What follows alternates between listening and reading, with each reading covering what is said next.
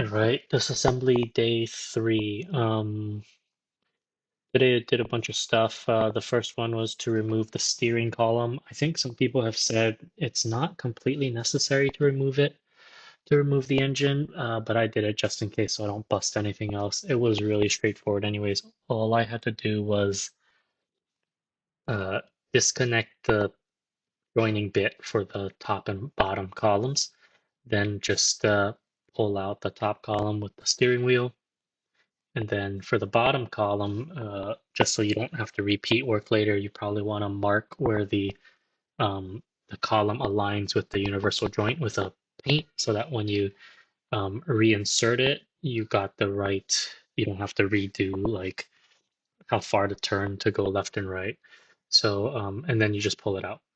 I also undid the prop shaft from the diff in an attempt to remove the prop shaft from the transmission so that I can pull the engine. Doesn't look like that's possible. I think what I'm going to have to do is reattach that and then just pull the transmission and have the prop shaft drop out.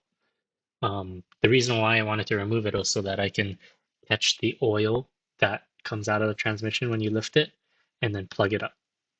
I also removed the shifter since that has to be removed to pull the transmission. And then I removed the muffler from the exhaust. And then I disconnected the headers from the engine block.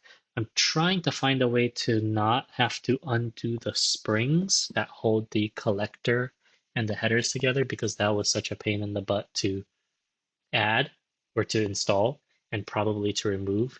But it looks like that's probably not possible. But I will have to figure out what I want to do there.